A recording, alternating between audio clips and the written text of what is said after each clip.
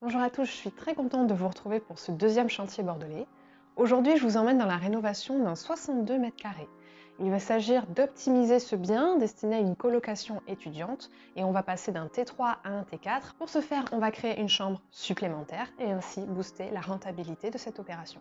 Je suis Julie, vous êtes bien sûr Archi Rentable, la chaîne qui dispense conseils et solutions d'optimisation pour investisseurs avisés.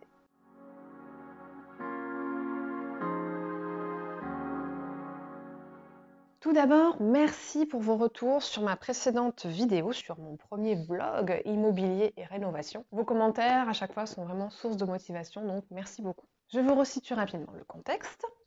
Hiver 2019, ma cliente tombe sur une pépite immobilière. Elle ne peut pas passer à côté et elle en devient propriétaire très rapidement. L'appartement est dans une barre d'immeubles. Pas très sexy au premier abord, mais le bien est idéalement situé proche des universités de Bordeaux. Investir dans un immeuble qui se situe dans une tour, ça peut parfois faire peur du fait qu'on ait souvent des copropriétés vraiment gigantesques. Bien souvent, ces copropriétés sont régies par des syndics professionnels, sinon on ne s'en sortirait pas. Mais dans le cadre de ce projet, il s'agit vraiment d'un investissement locatif. Donc vraiment, on met de côté tout l'émotionnel qu'on peut avoir. C'est vraiment pas pour y vivre, c'est pour vraiment construire un projet rentable. Donc la situation de l'immeuble n'est vraiment pas un problème en soi. On a bien sûr veillé auparavant à vérifier que le carnet d'entretien d'immeuble était bon, qu'on n'avait pas spécialement d'encours ou qu'ils avaient été validés auparavant et que tout est conforme dans les PV d'AG. Donc ce projet s'inscrit dans une stratégie LMNP. Il s'agira de transformer un T3 en T4 pour booster la rentabilité du projet. On a beaucoup de travaux à faire dans ce bien et c'est tant mieux, on va tout refaire. On va avoir un budget travaux assez confortable, entre 40 000 et 50 000 euros, qu'on va ensuite pouvoir défiscaliser sur plusieurs années sur les futurs loyers qui vont rentrer. J'ai été en charge essentiellement de la conception du projet. Ça a vraiment été un travail d'équipe avec la propriétaire puisqu'elle a très bon goût, elle a l'habitude des travaux, donc elle m'a fait confiance sur pas mal de points. Et ce qui est chouette, c'est que vraiment, elle a mis le paquet, elle a osé des partis pris assez forts, vous allez le voir. Puisqu'il s'agit malgré tout de rénovations assez conséquentes, comme d'habitude, on s'est adjoint les compétences d'un maître d'œuvre. Ce maître d'œuvre a été en charge de tout l'aspect technique du projet, vérifier que la faisabilité était juste, que la mise en œuvre était bonne. Et moi, j'étais plutôt là pour veiller sur l'aspect esthétique du projet en tant qu'assistance à maîtrise d'ouvrage. Donc ça a permis d'être le relais sur chantier de ma cliente qui, elle, surtout pendant les périodes estivales, ne pouvait pas forcément être là, donc ça la rassurait beaucoup que je sois là à sa place. Et comme ça, le projet a vraiment suivi son cours sur 2 mois. En revanche, c'est ma cliente qui a voulu entièrement meubler par elle-même l'appartement et également s'amuser avec les dernières petites finitions, la pose des accessoires. Donc c'est pour ça que dans la vidéo, vous allez voir un produit qui n'est pas totalement abouti, c'est pas totalement du clé en main. J'ai pris les dernières images le jour de la réception. Dans l'après-midi, on finissait un petit peu d'installer avec la propriétaire et le lendemain, les locataires signaient le bail et aménageaient. Donc oui, vous avez bien entendu, le bien était loué avant même que les travaux soient finis. La cliente m'a confié que dès l'instant où elle avait posté l'annonce avec les plans, du coup, elle a eu à peu près 120 demandes pour cette colocation. En envoyant simplement les planches d'ambiance et la 3D, les locataires se sont décidés très très rapidement en se positionnant sur le projet. Comme quoi la demande est vraiment extrêmement forte à Bordeaux. On le sait qu'il y a une pénurie de logements étudiants sur Bordeaux et que si on arrive à faire un bon coup immobilier, vraiment on peut pas espérer taper sur des rentabilités mirobolantes, mais vraiment on a des projets fiables à faire sur Bordeaux. Alors forcément, entre l'achat du bien immobilier et la transformation, nous avons eu le confinement. Ce qui nous a permis une fois de plus de peaufiner tous les détails, et puis on a démarré les travaux au mois de juin. Ils se sont étalés donc juin, juillet, août, septembre. On a réceptionné début septembre. L'été a été mouvementé puisque comme vous le savez, je vous ai déjà fait un premier chantier bordelais donc, qui a été réalisé en même temps. Et là où ça a été agréable, c'est que c'était avec les mêmes équipes. Donc vraiment, on pouvait être performant sur un chantier, sur l'autre et se passer les informations. C'était vraiment très agréable. Avant de passer à la vidéo, je voudrais ouvrir une petite parenthèse coup de gueule. Oui, toi, Ikea, ce n'est pas parce que tu es géant du meuble et que tu détiens potentiellement le monopole du marché que tu peux te permettre d'avoir un SAV défaillant. Ce qui nous a vraiment causé un gros stress et presque des crises de nerfs, c'est le fait d'avoir été constamment confronté à une incapacité des gens à fournir les bons éléments dans une commande, à être réactif quand on avait besoin de changement, d'ajustement. et aux livreurs forcément qui ne se présentent pas dans le créneau de temps indiqué ou qui tout simplement n'appellent pas, ne se manifestent pas, mais pourtant déclarent être bien passés sur les lieux de la livraison. Voilà. Alors oui, sortie de confinement, toute usine ou fournisseur confondu, il y a eu des gros soucis de fabrication, de fourniture, de livraison. Ça reste des produits avec des rapports qualité-prix super. Et sincèrement, de mon point de vue, je préfère travailler avec une marque équivalentes ou voire un poil plus chères et qui vont vraiment être prévoyants dans la gestion de leurs clients pro. Donc si jamais vous tombez sur ce message, IKEA, s'il vous plaît, faites un effort et améliorez votre service pour les pros. Trêve de bavardage, c'est parti pour la transformation.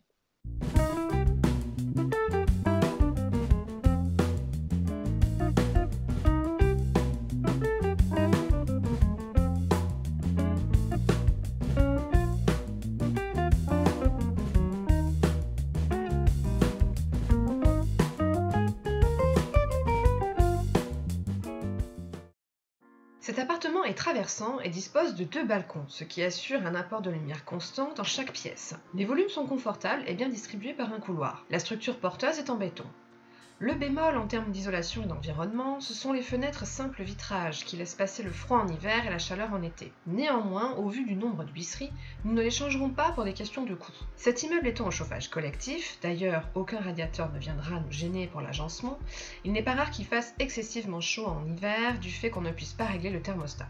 Autant donc laisser une ventilation naturelle s'opérer. On distingue les 2 chambres de 9,25 m² et 11,45 m², bien à l'écart l'une de l'autre.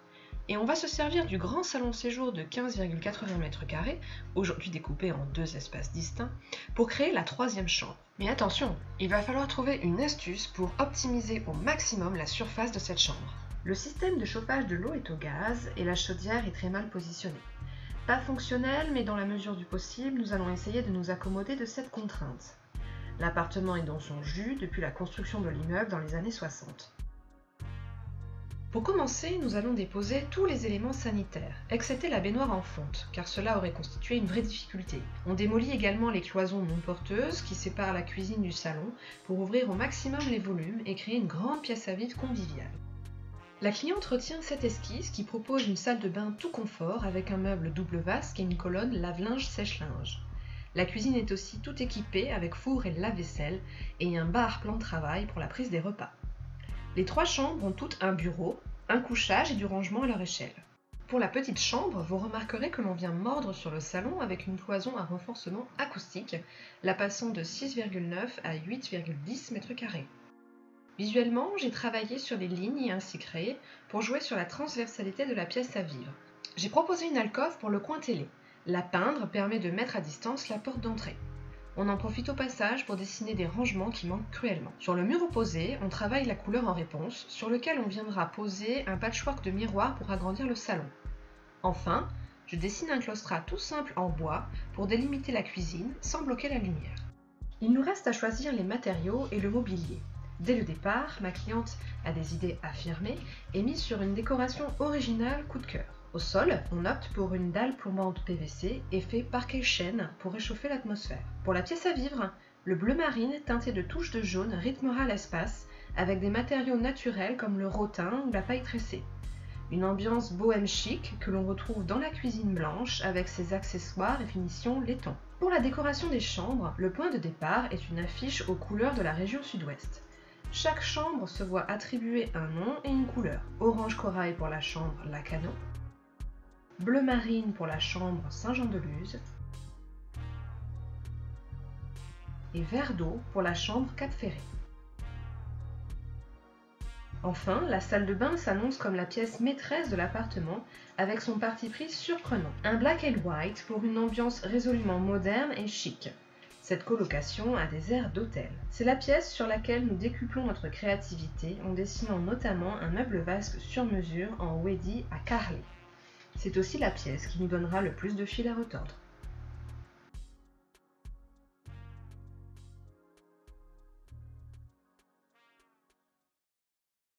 Bonjour, aujourd'hui je vous emmène avec moi sur site, sur chantier. Nous sommes le 10 juin 2020. Nous ouvrons ce matin ce chantier, il s'agit d'un T3 que l'on va transformer et rénover en un grand T4 et qui accueillera en septembre sa première colocation. Allez, c'est parti. Alors, première surprise dans la chambre, on a eu un dégât des eaux au plafond et du coup sous le revêtement de sol, on a encore de l'humidité, il va falloir traiter, donc ça c'est première surprise. Sous les revêtements de sol, on a des dalles pas forcément en très bon état. Mais c'est pas grave puisque on a prévu dans le devis de faire un réglage complet des surfaces pour pouvoir poser un sol souple neuf. Concernant l'électricité, on va absolument tout reprendre vu les réseaux électriques et vu l'état du compteur actuel. Après 0,30, on est sur une gamme moins chère, Ouais. mais voilà. Non, mais c'est bon, on a déjà bien descendu Et par rapport au parquet. je crois que entre du 0,70 et du 0,50, je crois que c'est un ordre d'idée, je crois que c'est 6 ou 7 euros du mètre carré, en prix différent, donc c'est des économies de chandelle. On va partir sur ça. Par contre, normalement, c'est bon. Effet chaîne naturelle. Pour le sol. La réunion s'est terminée. Voilà, c'était une réunion d'ouverture de chantier préliminaire où on voit un petit peu tous ensemble, on reprend le devis, on se met d'accord vraiment sur les derniers points, sur la démolition, sur les revêtements. Et puis surtout, on va aussi essayer de se caler par rapport au planning des travaux. On va essayer de se caler un rendez-vous hebdomadaire régulier pour pouvoir faire le point sur le chantier. Et bon, ça peut totalement fluctuer selon l'avancement des travaux. Mais il est important que l'architecte intérieur soit sur place quand il y a des décisions importantes à prendre. Par exemple, quand on va entamer la démolition, pour être vraiment sûr qu'on démolit au bon endroit, de la bonne façon. Quand on va venir poser un revêtement de sol, il faut que le calpinage soit vraiment validé. Donc voilà, nous on est constamment de toute façon joignable dès qu'il y a une question et puis ensuite on se doit d'être sur place pour que toutes les directives soient appliquées sur le chantier. Aujourd'hui, on fait la première visite de chantier. On l'a fait un petit peu prématurément parce que au moment de la démolition et de la dépose des éléments qu'on ne souhaitait pas conserver, on a trouvé des petits soucis de conformité avec les réseaux de gaz pour chauffer l'eau.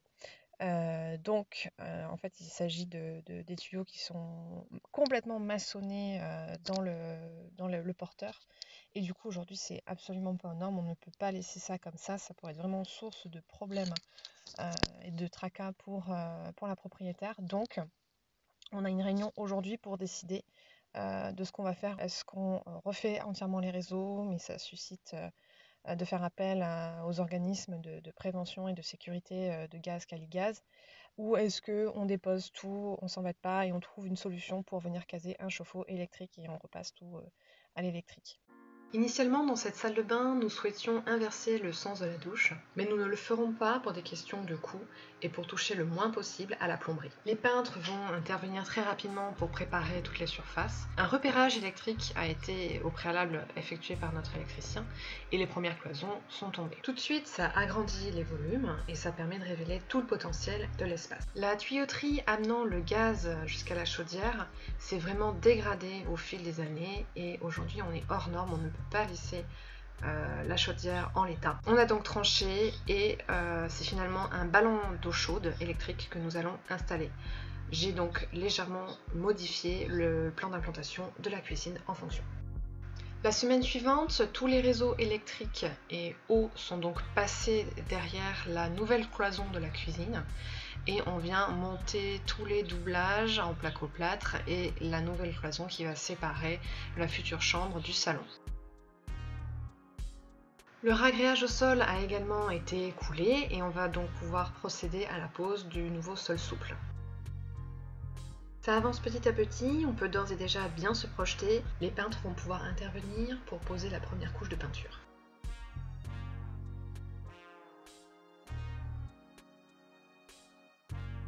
Les revêtements de sol ont même déjà été posés dans les pièces d'eau et le meuble en Wedi prend forme. Donc comme vous pouvez le voir, la salle de bain est encore vraiment en gros chantier. Pas prendre peur, même si on est à 6 jours de la réception, parce que ça va aller très très vite, du moins on l'espère. Grosso modo, il nous reste juste à recarreler par-dessus le carrelage existant, puisque celui-ci présentait beaucoup d'irrégularités et d'impacts et d'éclats. Donc on va recarreler en carrelage blanc 10 par 10 avec un joint noir. Et on va, voilà, sur ce meuble en Weddy, on va venir le carreler également pour qu'il y ait un effet un peu monochrome. Donc voilà, c'est vraiment la seule chose qui nous reste à faire. Et tout le reste est quasiment prêt. Donc comme vous avez pu le voir, on a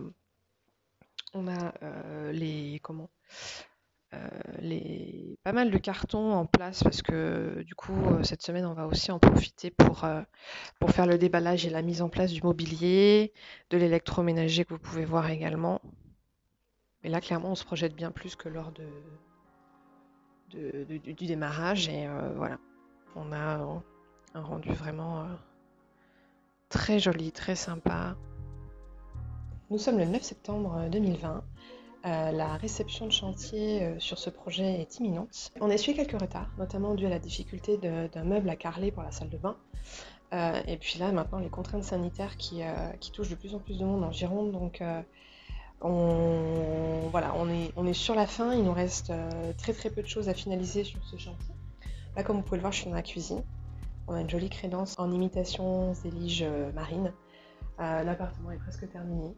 Je vais vous montrer ça et comme je vous disais, il nous reste vraiment juste la salle de bain à finaliser. On a 6 jours pour la finir. Donc voilà, ça va être tendu, mais on y croit. On a toujours nos bonnes équipes sur le coup et on va faire au mieux malgré les circonstances sanitaires. Je vous fais visiter.